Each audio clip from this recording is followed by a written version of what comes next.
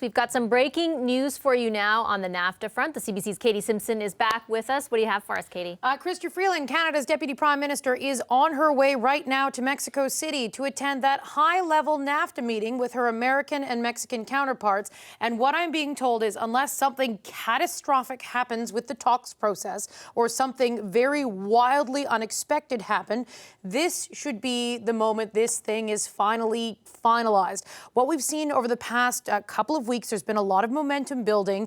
The Americans, the U.S. trade representative, the people representing Donald Trump, have been negotiating with the Democrats who hold the balance of power in Congress. They've been negotiating. The Democrats want some changes, some add-ons to this deal to make it easier to enforce labor standards in Mexico as well as environmental standards. They want some changes that will lower drug prices, and they want some tweaks and changes to the dispute resolution system. After months of negotiations in the American level, the Americans took those proposals to the Mexicans and the Canadians, and after a couple of weeks of negotiations and a whole bunch of momentum, it looks like everyone is finally comfortable with what is going to be on the table. And tomorrow, again, unless there is something wild and crazy and unforeseen, it looks like this is going to get across the finish line. It's being reported in the United States, in Mexico, as well as now here in Canada, that the momentum's there, and this looks like it is going to be the final time to kick off the ratification process in the United States. And so that's what happens next, basically. They've got a deal. Let's say that happens, provided something catastrophic doesn't happen, as you say.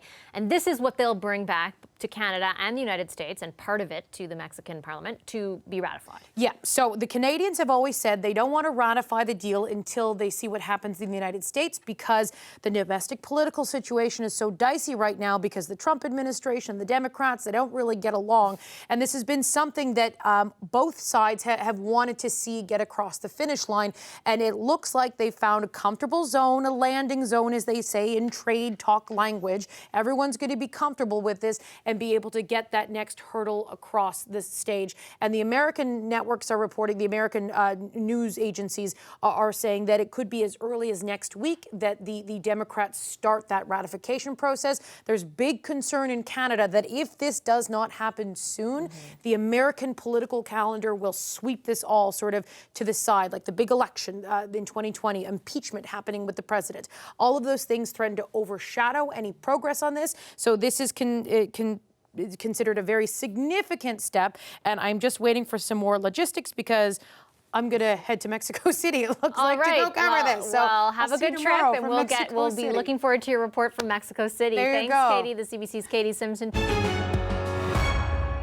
So how close are we to getting this thing done? Eric Miller is the president and founder of Rideau Potomac Strategy Group. He joins me now from Washington.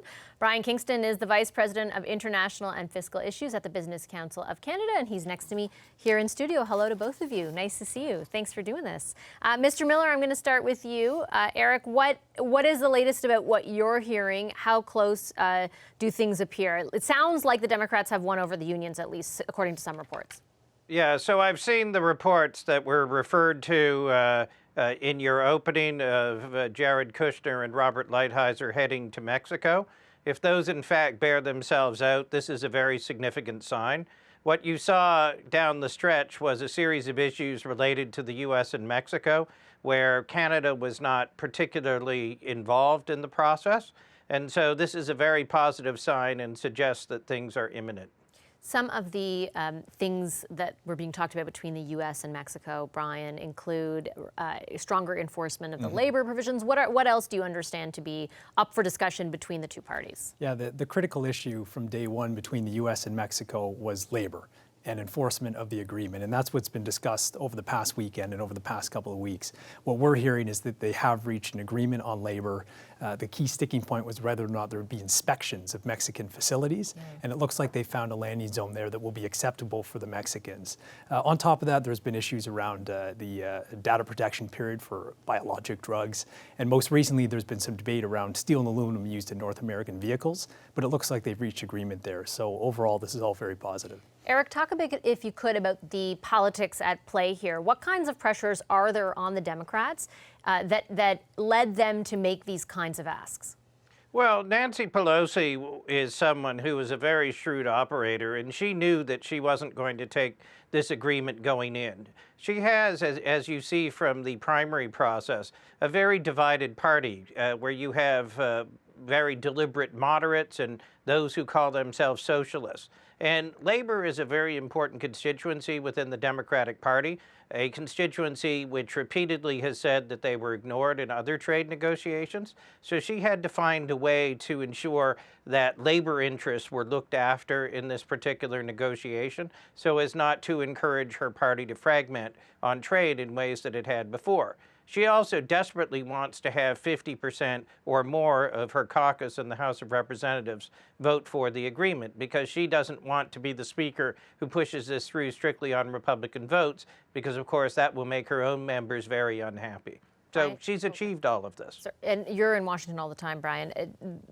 On the outside, at least, it appears like Speaker Pelosi is always up against the Trump administration, especially on the bigger headlines that are dominating news south of the border. Why is this a potential win for both sides? Like, why are they even willing to give each other a win? Well, first and foremost, I think that the Democrats need to show that they can legislate even in this very toxic environment in Washington. So they need to get this passed to show that they can actually pass legislation, have a functional Congress.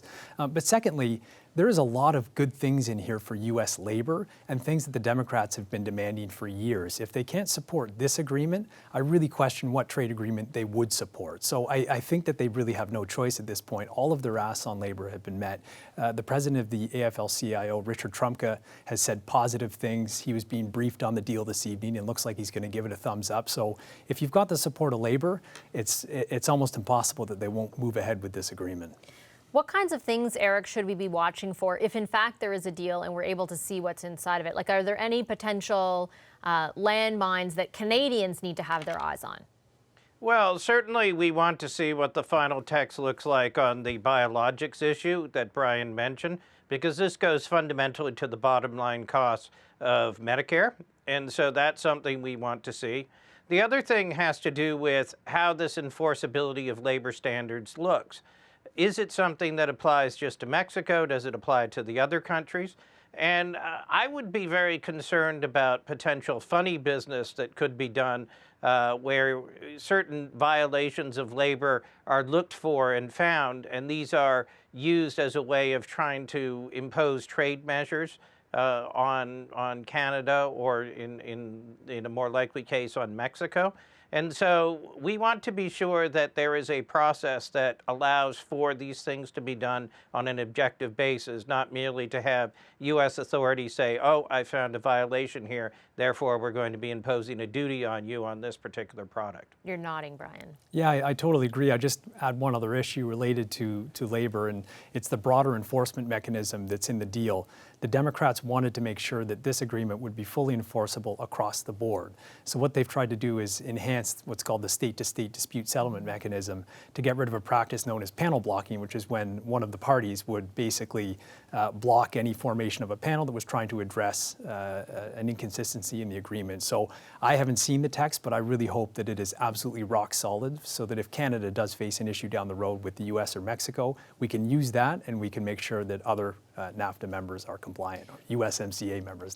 Let me just follow up quickly with you, Brian, because one of the other things that I've seen reported is that the U.S. and to some extent Canada might be funding some of the labor provisions in Mexico. What is your understanding of what that could entail? Yeah, so there's a lot of capacity building that needs to be done in Mexico with respect to helping unions and helping the labor movement more broadly. So there has been an ask there for not only expert support, which Canada has a lot of, but also a fiscal ask. They're looking for for money to help make this functional. So I think that's a good thing, and it looks like Canada's predisposed to offering that assistance. Do you have any idea how much we're talking? No idea. Okay, no too idea. bad. I tried to get it out of Bill Morneau too, couldn't. Eric, can you help us understand what kind of clock we're up against here, particularly where ratification in the United States is concerned? Sure. So you have a situation now where the Senate is due to leave town on the 13th of December, so Friday. So this is not going to get ratified this year. But early in the new year, it can easily be ratified. Once you have an agreement between Speaker Pelosi and the White House, and Mexico and Canada have bought on, there are really no obstacles to seeing this agreement go forward. And so I would expect within the month of January, you could see the agreement pretty much ratified. It could spill over a little bit into February. But certainly I think the Democrats would be motivated to get this done before the primary and caucus process kicks off on the 3rd of February in Iowa. And so I would expect a pretty fast movement, and there'll be no problems in the Senate on this either, as there's an overwhelming support. Brian, you've often talked about the general level of trade uncertainty and its impact on the Canadian economy over the past, I guess, 2-3 years now.